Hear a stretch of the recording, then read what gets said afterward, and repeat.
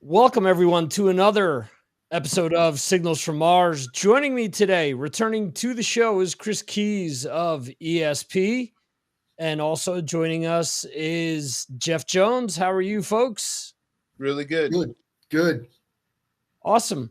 So, Kris, you had reached out to me that you guys had a lot of exciting news that you wanted to share with us on the show here and with listeners and your followers.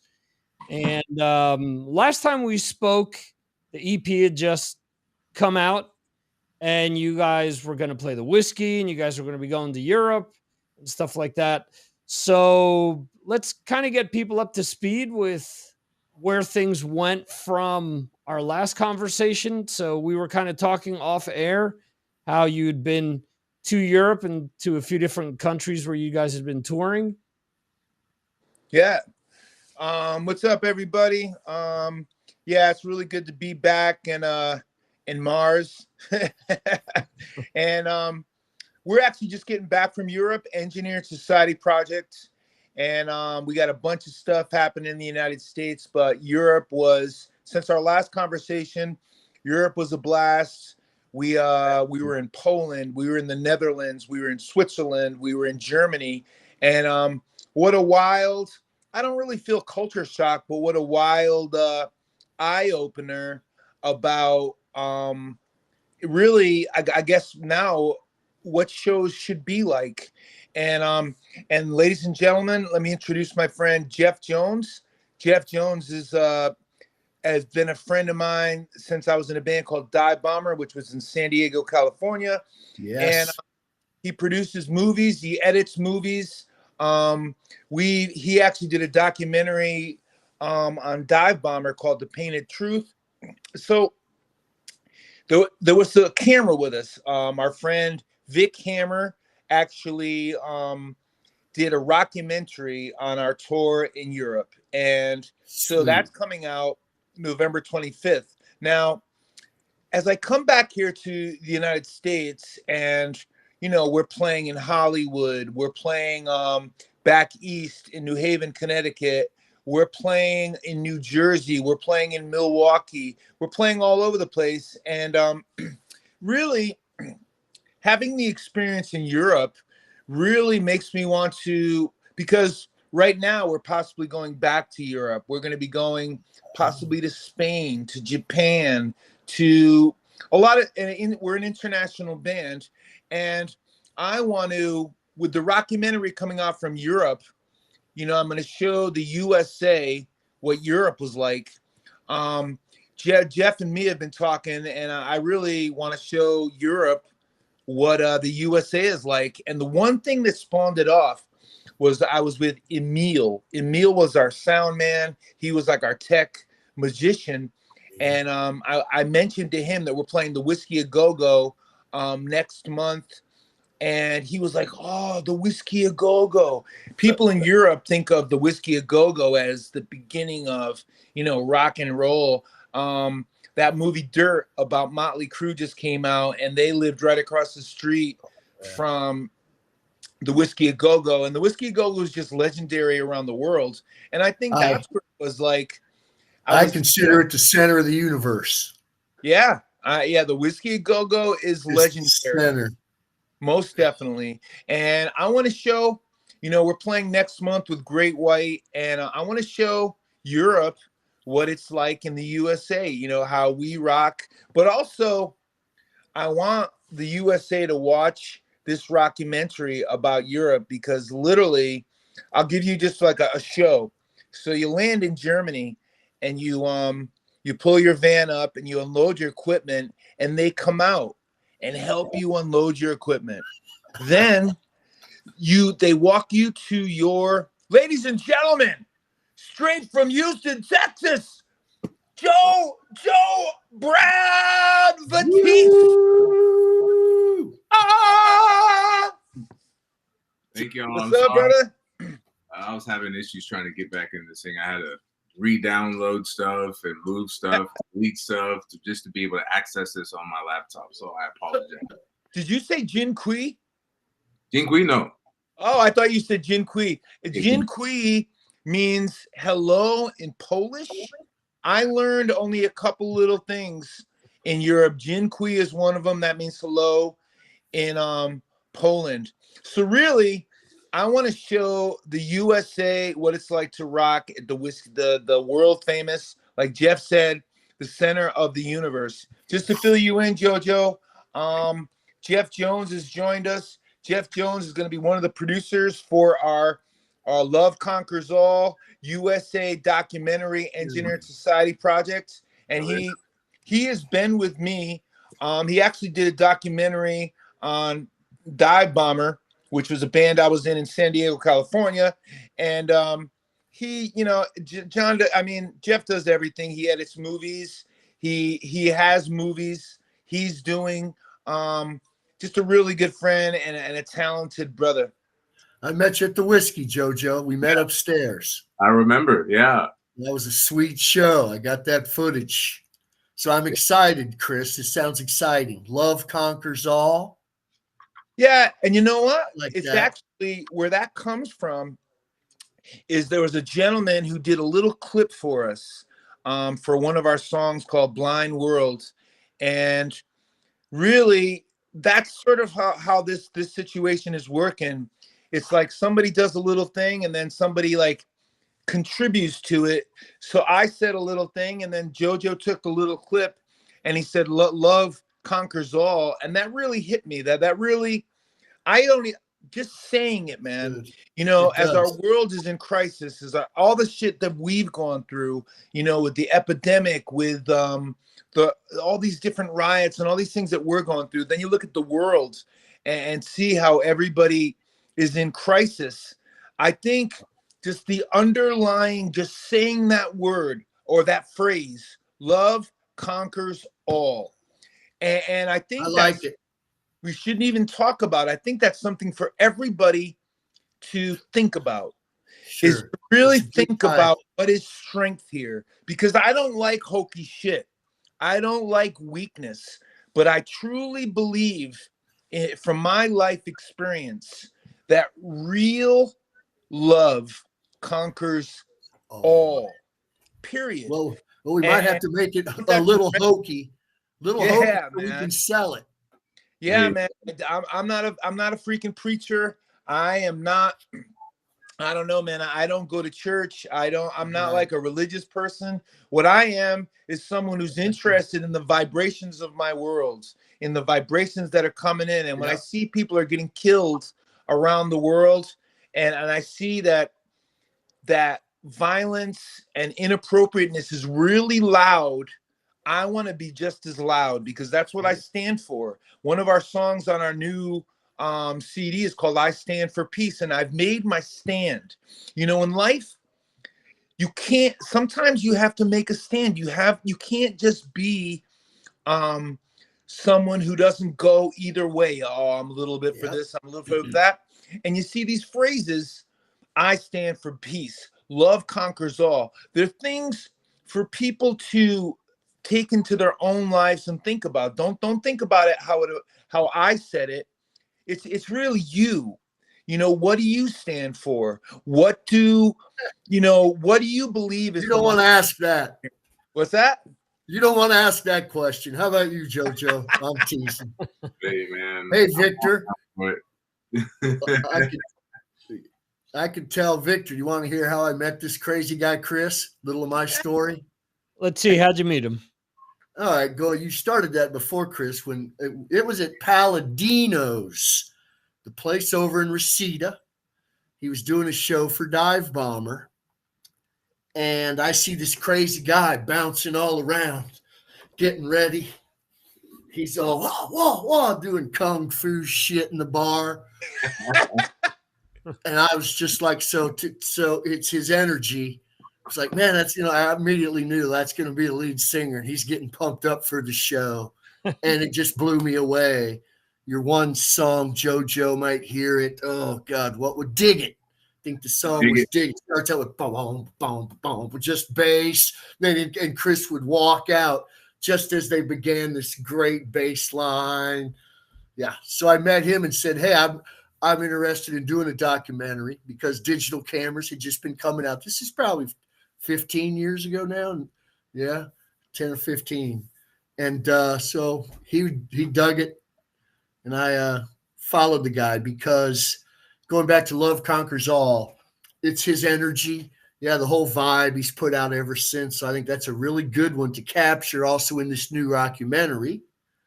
Keep it also into a spiritual vibe. But I just like to hear, so I'm excited to do the new documentary with you. That other one is The Painted Truth. It's available on YouTube for free. You'll see his crazy self painted, but it was all a good time. But just his vibe, Victor, his vibe and his energy has just been so attractive, to be around. So I'm sure JoJo and these guys are learning. Yeah. But I'm excited to hear so much about you too, JoJo. You went to Europe. That was just exciting as hell. Oh yeah, it was at least for me. Yeah, that had to be crazy. So we'll have to talk more. What was the difference between that we'll capture in this rockumentary? What was Europe compared to U.S. shows? Were they more drunk on Guinness? Nah. Well, I mean, they do drink a lot of beer out there, and they got some good beer. I tell you. I think the difference is that they're a lot more accepting to new things or new bands. Because when we come onto the stage, they have absolutely no idea who we are. They probably haven't even checked us out. So the fact that we go up there and we see them and they're, kind of optimistic, like, who are these guys? I don't know. I don't know what they're thinking. But once we start playing, I could usually see them, if somebody's really grooving or the others are just standing, and eventually the ones that are the quietest ones were the ones coming up to us and had something to say, and I thought that was very interesting. The fact that a band from the United States comes to see these guys and bam, they're just already trying to connect with us and very interested in what we're doing and whether we're coming back, things like that. So the fact that they wanted us there was very welcoming, at least for me. And I haven't really experienced anything that I have experienced that in the States, but not to that level, mainly because they knew that we're not from Europe. So I guess it would be different if they knew we were local. They'd just be like, oh yeah, we're really good. But yeah. They were taking advantage of the fact that you guys were something different and something that intrigued them, I guess. Yeah, absolutely. That's what I would think. But yeah, just everything from landing there to being in a van and hitting all these cities night after night after night, meeting new people, being on different stages, all that. I mean, it was all amazing. I didn't have any issues. It had to be. Yeah, so it was an awesome vacation. I know how long for Kris and how hard Kris has worked. I was so excited to hear you guys went over there and did that. Oh yeah. Yeah. Kris killed it there. Yeah. Definitely. You worked hard too. I know you worked hard too, bro. Oh, we all did. Yeah. We all do. So in other words, it's going to be two separate documentaries. It's going to be one that's coming out now in a week or so. And then there's going to be the one that Jeff is going to be working on, where it gives everyone the U.S. perspective of things. Yeah. That's interesting. I think we'll have to talk about what's our story going to be, because I think even a documentary needs to tell a story. Yes. Yeah. The story is inspired by the love we felt in Europe, and I think it's like we want to generate that same sort of. We had a very family-orientated situation in our van. We had a nice driver. Her name was the Countess. And really, other than a couple things, like we got pulled over in, was it Switzerland, JoJo? Yes. Yeah. On our way to our first show. Yes. Interpol finally caught up with Kris. Yeah, we got pulled over in Switzerland, but other than that, I mean, it was just so smooth. It worked so it was put together well. It was put together by a gentleman named Lord Bishop. It was the band that we toured with. Their band is called Lord Bishop Rocks, and he put it together very well. So just like, being when you're a rock dude and somebody else is taking care of your time, they're setting up all the stuff. It's like really appreciated. Wow. And everything was really smooth. Like I said, we got pulled over once but I mean, no shows were canceled. There were sold out shows. What'd you get pulled over for? Speeding? Nah, man. I think Lord Bishop actually said they profiled us because he was black. That's what he told me. I He bet. said, I bet. I don't know. Yeah. But they were definitely sort of rude, man. They were like, it looked like it was about to go down, and there might have been some stuff in our van that was not to their liking. So we could have, Lord Bishop told me it's possible we could have gone to prison or jail, whatever. So do you think we can get some of that footage? I want to see this rockumentary. It comes out the 25th? 25th, yeah. Kris, of November? Yeah, in November. Okay, sweet. If we can get any European footage to put in ours to show a contrast. Most definitely. I mean, I'm sure we all have independent footage too from our own perspective that wasn't on the documentary. I'd like that. I have some. Right. If it could be usable, we can. I can send it to some cloud or something, and then just run. Could you see there being an additional series that goes beyond the U.S. and Europe? I mean, you mentioned that you might be going to Japan as well. Could there be a Japanese version of the documentary? Maybe some shows in South America. Yeah, I wouldn't be opposed to it. I think what we're trying to do is really just document everything that we're doing, knowing that this is like a once in a lifetime type of thing. So just trying to bring everybody with us to experience these things with us because it's new to us too. Right. So then, yeah, just a rockumentary. Just come with us. Come check this out, and our little adventures. And I think it's something new. I haven't seen any other bands do anything like that. And if they have, it's very short. It might be just one time they did something. It's like, okay, that's cool, but it's not a continuous thing, like a reality show almost, where like, come with us over here and just check out this wild shit. Okay, we're gonna be over here. Come with us. It's just I could see like we're gonna have to try Love Conquers All, but then it's like the mission of love, and we can come out with just graphics and effects, and we're gonna have to have good music. I gotta have good quality tracks sometimes. But if we lure them in, Kris, right, like we did, lure them in with your music and make it like Bring People did to who, Victor? The Grateful Dead. Like, and build that's what you guys want, this following of catch on to the vibe. Then you're more like, not faithful. They're not, gullibles, but get ESP.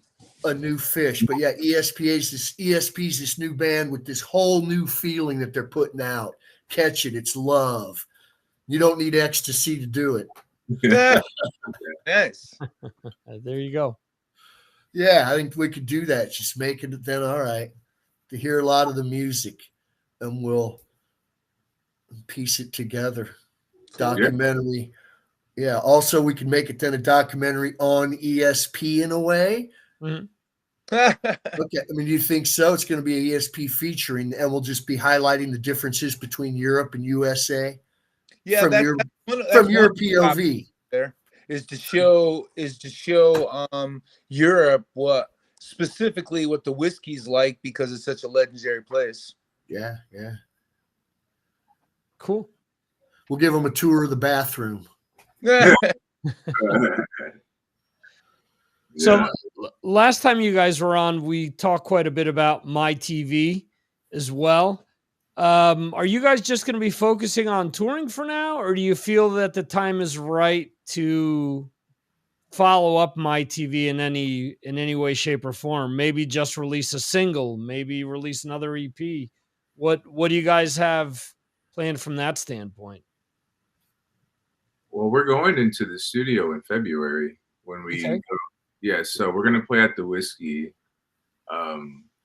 King Cobra, I believe, is who we're gonna open for.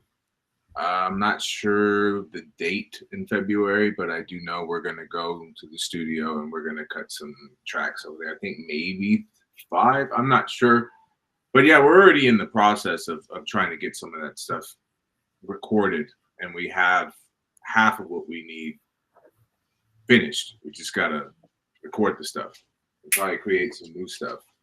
But yeah, I mean, it's interesting that last time we spoke, we were promoting my TV, and now we're already trying to promote something new. So it's just seeing how we're just constantly building and constantly moving forward and just doing what we do, and hopefully everything is good to y'all's ears. Yeah. Are you going to record in LA? Yes. Redondo Beach at Total Access Studios. Sweet. With our boy who's in our camp. It's Win Davis. He's produced a lot of big stuff, and we're sort of sticking to our sort of family type thing. Win Davis, Total Access Studios, and I believe the dates are 10th. I think we're in the studio 9th, 10th, and 11th, and I think the 12th, February 12th, we're playing with King Cobra at the Whiskey, which is Vinny. Is it Vinny a Piece? Yeah, it's Carmine actually. Carmine now. That's his band. Yeah. Vinny is on some of the tracks on my TV. So I'm, with this is almost like a fresh start for you guys as well, because it's going to be something not completely different, but it's going to be just you guys. It's going to be the 4 members of the band, or do you have any other guest spots planned? Yeah, and with my TV, there were holdover things from before when not everyone was in the band. So this is almost like the first real big statement that you guys are going to be making. Most definitely. And we already actually have 3 tracks we've recorded since my TV. We have a song called Fade Away, which you can find on Spotify, any social media, Engineer Society Project, Fade Away. We also have 2 songs right now. I think we might be releasing a couple songs before the CD comes out. Maybe not. We're not definitely sure of it. We have a really good camp that we try to get sort of guidance from. We try to get how this thing should unravel. Our label, we mentioned last time, but it's Mindsnap Music / Combat Records. That's run by Christian Lawrence, aka Opus the Dopest, from the band called Dead by Wednesday. Yeah. And we also have really, really good distribution through Von Artist, which is a man named Larry Touring, which is a good friend of mine. I met him in Portland, Oregon. So we're being guided. So really, it's just for people to keep in touch with us. If you go on Facebook and you type in Engineered Society Project Street Team, you can sort of keep up with us, how this story unravels. Because right now, our team is putting together a plan about which countries we're going to go to, how we're going to release our stuff, because it is a new game now. Like how you release your music. It's not sometimes, like I said, we just released 1 single, and I'm not sure if we're going to do that or release Fade Away. Fade Away. Yeah, I'm going to download it. We're going to release it. I know we're going to release it ultimately as a CD, but we might release a couple songs before that too. Yeah, and that's one of the components that I guess streaming helps bands with as well, is planning where to tour, what the reception is with certain songs, what to release, how to release it. There's so much talk nowadays about how, or at least when I speak to bands, how a tour needs to make economic sense for them to go out.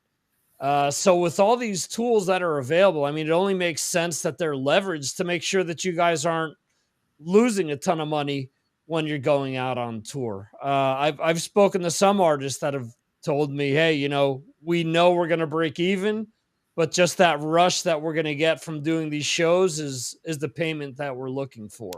Yeah. For you guys in ESP, what makes sense for you guys? Europe isn't cheap. Touring the States isn't cheap. But at the end of the day, what makes it all worthwhile for you guys?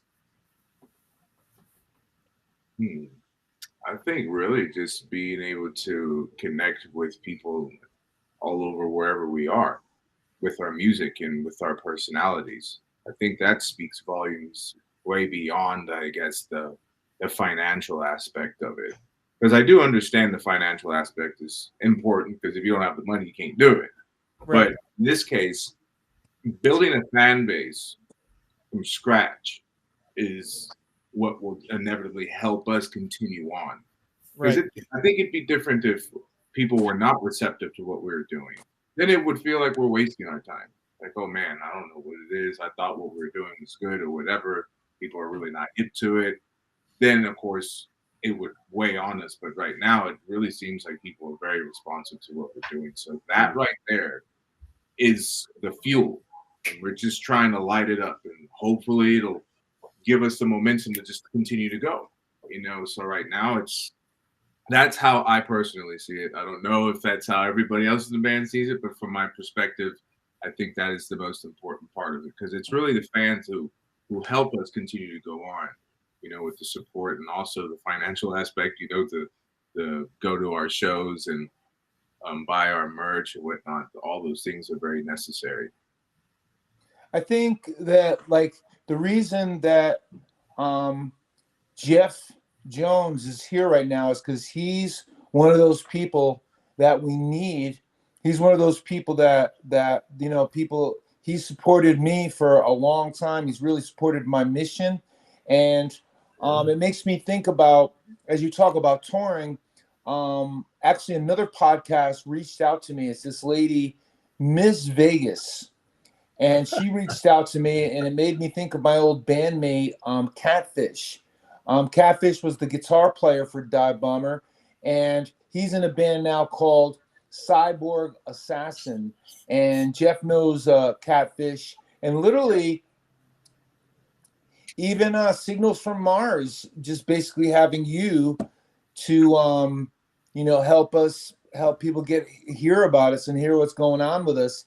People like Jeff, people like you, people that are, you know, supporting what we're doing and helping us get the word out there. To me, that's really what's going to make a difference, because if we just sit and rehearse in our band room and never get heard, or people don't hear what we're about, we're never going to get heard. Right. Makes sense. Makes complete sense. A lot of your songs, I think, when I've jammed out here in LA last year, Yeah. Right, they have such a powerful, you know, a lot of them powerful message, right? JoJo, I forget. I mean, you're like telling a social consciousness. You're like, peace. I'm for digital soldiers. We all got to use it for the right things. Stuff like that. I mean, I don't remember now. You can talk more, but I think that's what makes this so good, is that then you're not up there singing bubblegum music. Yeah. We can use the message that you seem to have in these songs. Be your whatever it was. Yeah. Our founder, be good citizens, peace and love. There is definitely a time I think we need it. Our founder, Timothy Moss, sort of came up with the band concept of sort of like the feeling that our society is being engineered, or our society sort of, there's manipulation going on in our society. And really, when I came in the band, I have different thoughts about it. So it's sort of like the ideas that actually I came in, the singer before me was Tim Ripper, all their songs, and I heard what Tim was talking about. It's more of recognizing the engineering, but really it's about how to change. You know, basically, I don't want to sit here and complain about anything.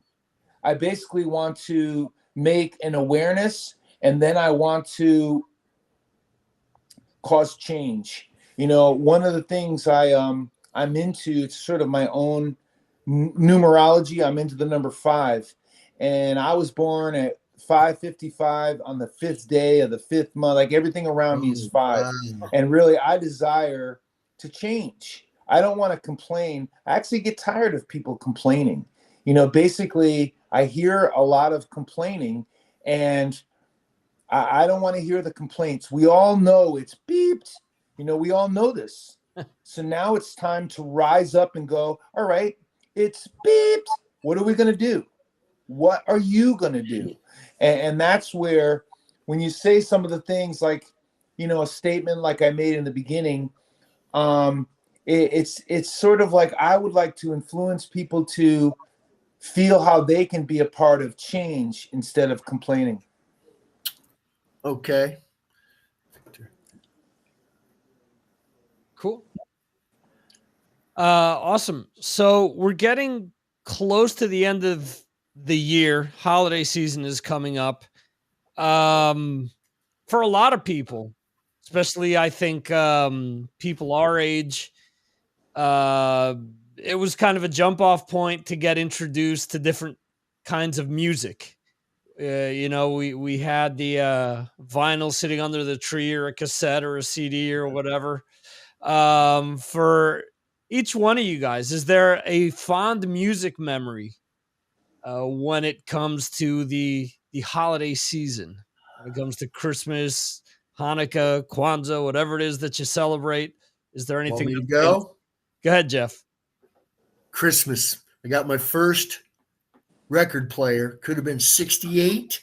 Helped me with these albums. And my mom bought me Easy Rider soundtrack, which had freaking Pusher Man. God damn the Pusher Man. I'm like 8 years old. Beatles, A Hard Day's Night, and the Carpenters. Mondays, something about Mondays on it. But just the Easy Rider soundtrack, I didn't think she knew what she bought me. Don't Bogart That Joint was on it. Yeah, I'm back in the bedroom playing that. So that'd be my best Christmas time memory. All right, cool. JoJo, how about you? No, to be honest, no. My family wasn't really into celebrating holidays like that, what they call paid holidays, and I'm still kind of like that to this day. But I do remember doing things around winter. Okay. So that would be like with me and the homies. This was back when I was in my late teens, early 20s. We would go back in here in the woods and we would create a bonfire and drink Jack Daniels to a Pantera. You know, okay. That's what we would do. We would just open the truck doors and just blare metal and just drink and get belligerent and just break shit.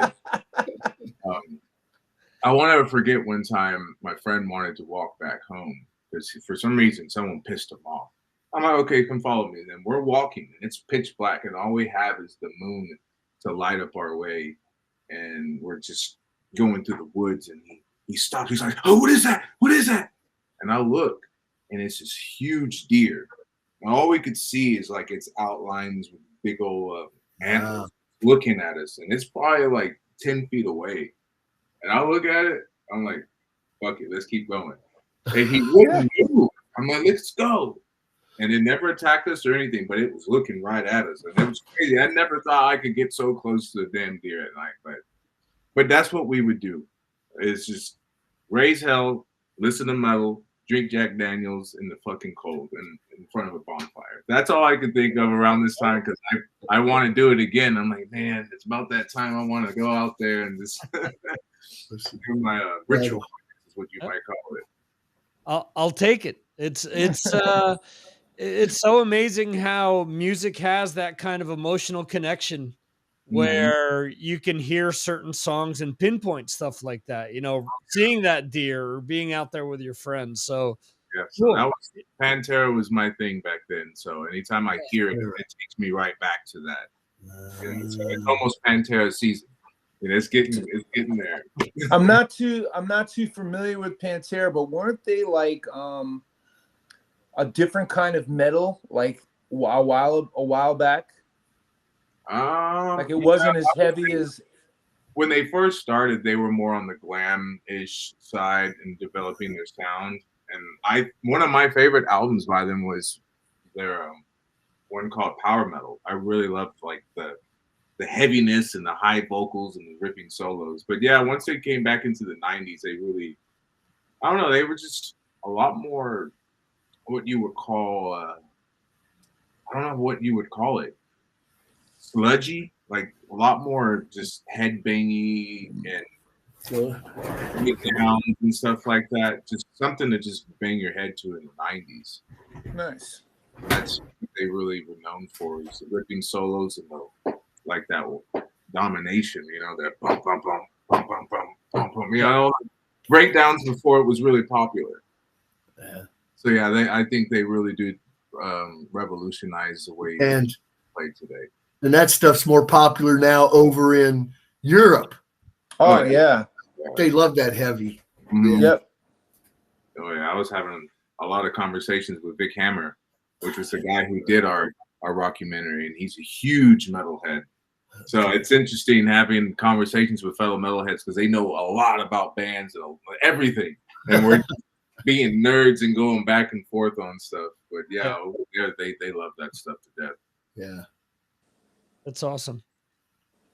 Kris, any memory for you? We just did I actually was making a poster. We have a show December 20, is it 27th? 27 No. whiskey. The one in Houston is 17. Okay. December 17th. And I was making a poster and I was putting music to it, and it was metal Christmas songs. It was like I don't know, man. There's this new song. Well, I put like Jingle Bells. It was like dun, dun, dun, dun, dun, dun. And then there was some other Christmas song. I'm not sure if it's by that chick. What's that chick band? What's that? Something with an E. It's like with a chick sings. What is it? Effervescence. It sounds like that chick, but she's No, singing that's like good this stuff. wild Christmas song. I thought it was really cool. It sounds really cool, but I gotta be completely honest. I like cheesy Christmas music. I actually love. Oh, they talked him out. I like I'm dreaming of a white Christmas. I like cheese Christmas. Like stuff I'm even like embarrassed like listen to in public, like literally. I like that. I like that old stuff brings a tear to my eye. May your days, all that kind of stuff. I love that cheesy Christmas time. When I was 10 little, minutes. my mother used to make like my whole bedroom like Christmas land. I had a Christmas tree, I had a fake fireplace, I had all these Santa Claus posters. So literally Christmas was huge when I was very little. And Christmas music, man. Christmas music was monumental in my life. I loved it. So can you envision a ESP Christmas album? Yeah, now I'd like to do something. I'd like to do a metal. I saw mommy kissing Santa Claus. I'd like to do like a hardcore version of like some kind of a Christmas song. That'd be cool. Cool. I'm not opposed to that. Rudolph the red-nosed reindeer had a very shiny nose. Ah. Cool. So you mentioned before, and Kris almost said MySpace. I know he meant Facebook. Oh, yeah. I have a hard time. I mean, literally, yeah. If people want to keep up with what you guys have going on, Facebook is the best place. Website, where should they go? We're on all social media platforms. We're on Twitter. We're on Spotify. We have a link tree, which basically is and the thing is, our name is unique. Engineered Society Project. If you go on any platform, we're on it. And really, right now, we're not centralized, but we have a main thing going on where there's continual updates on. If you're on Facebook, type in Engineered Society Project Street Team. If you're off Facebook, you can check us out at www.engineeredsocietyproject.com. And our main Facebook page is facebook.com/Engineered Society Rocks. Okay. But any platform, if you want to listen to us on Spotify, if you want to watch our videos on YouTube, if you want to get updated on Twitter, if you want to see us on Instagram, we basically are engineered. Actually, Instagram is engineered / society / project. Okay. And if somebody wants to pick up a physical copy of the EP of My TV or anything else, any type of merch, where should they go? We have a really cool new T-shirt, which we got made for our European gig.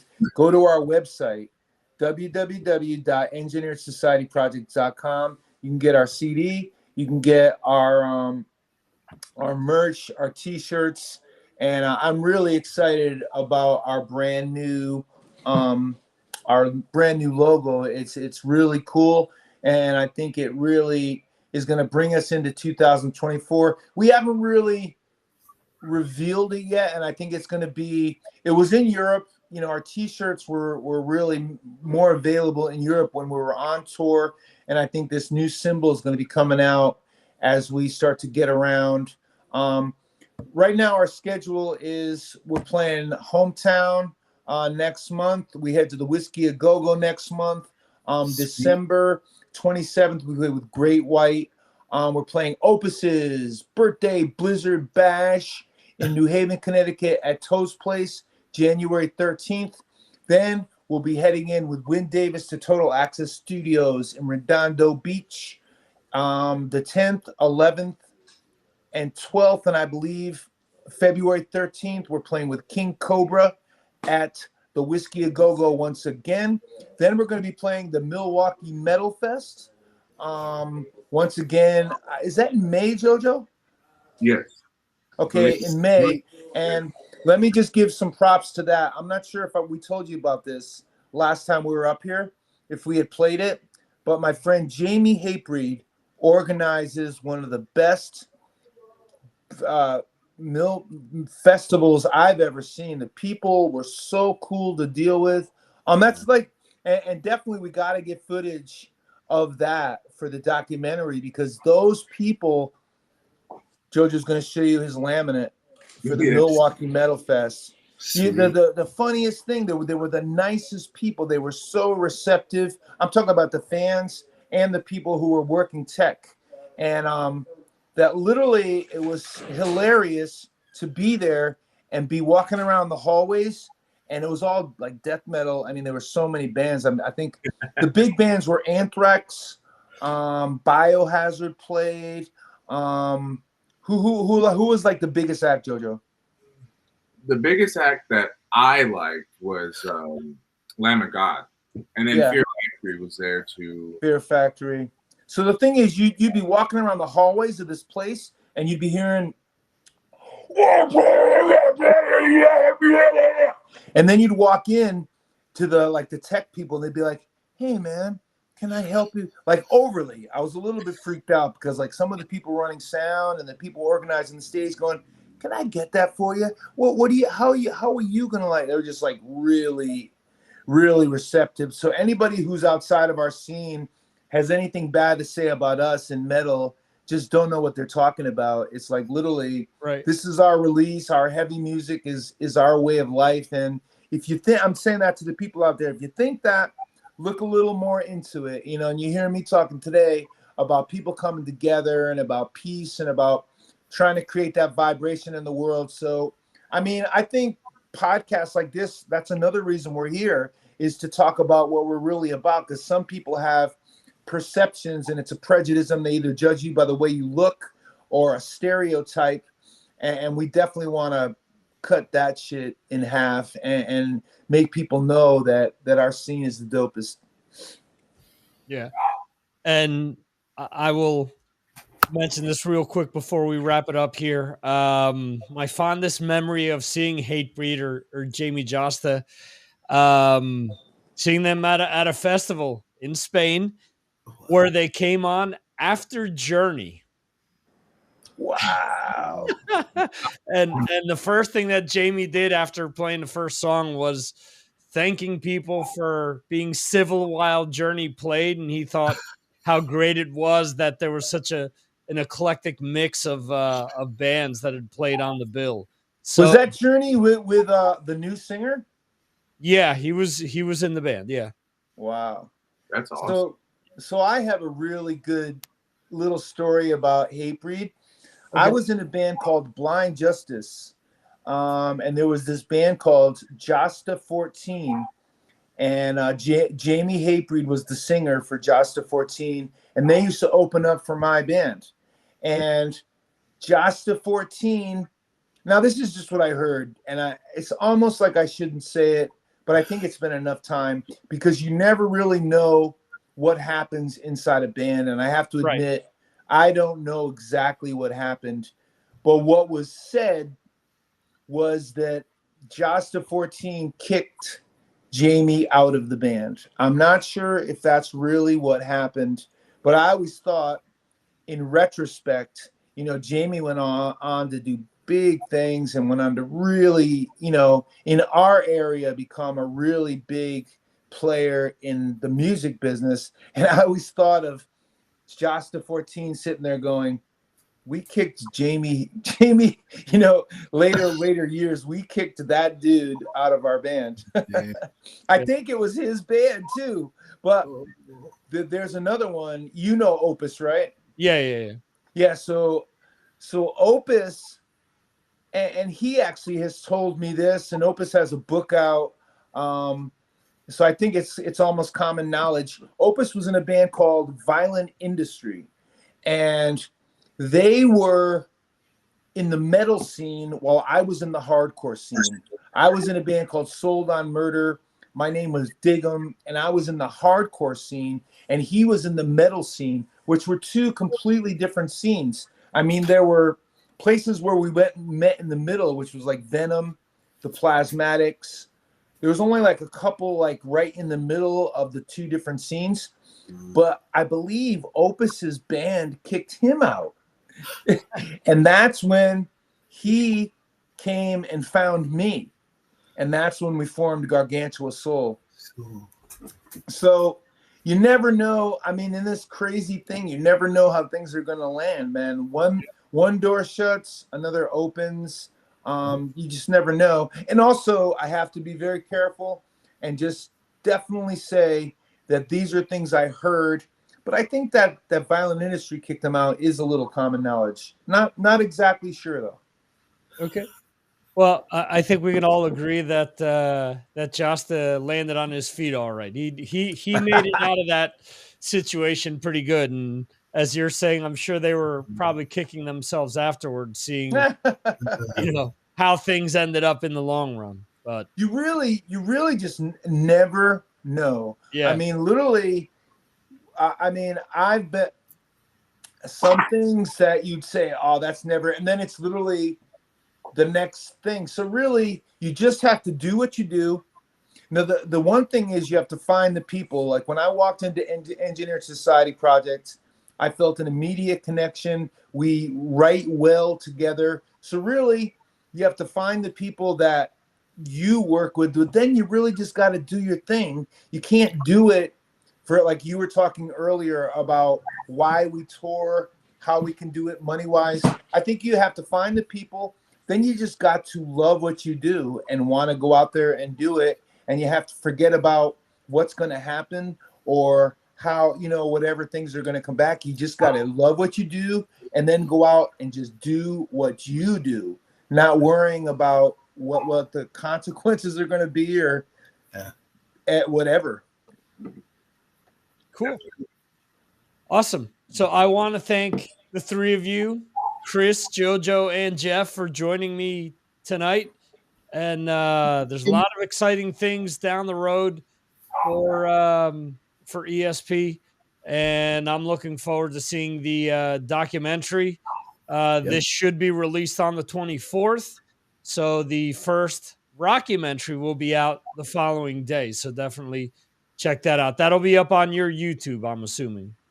Yes. And we'll make it available on all our different platforms. And like I said, underlying in this conversation, even about touring, having a podcast like this, it's just one of those other things that help us. So we really appreciate you and appreciate you for having us, man. Awesome. More than happy to have you guys on any other time you want to come back and just talk music. Well, that's what we've been saying. You know, like I talked about the one we're probably going to do in Vegas. We're doing this other one here. We're doing this other one here. It starts to become a little family type situation. We have a tight knit family that we work with as a band, and then the people, Jeff Jones is part of our family. You know, and basically as we start to have people who support what we do, it's our Engineered Society Project Little Family, man. And we're trying to step outside the engineering and make real connections with people and stay connected, you know, and for real, not some kind of phony, you know, Maloney. Yeah, we have to spread the word. Awesome. Thank you guys for your time, and I'll send you guys links when I post this. Okay. Very good. Happy holidays, brother. Thank you, Victor. Likewise. Thank you, Victor. All right, man. Take it easy. I'm dreaming of signals from Mars. Whoa, whoa, whoa. It's a hit. Beautiful. It's recorded. Hey, were you recording? Absolutely. I only get one take. One take. There you go. All right, guys. All right, man. All right. Bye-bye. See you guys later. Y'all take it easy.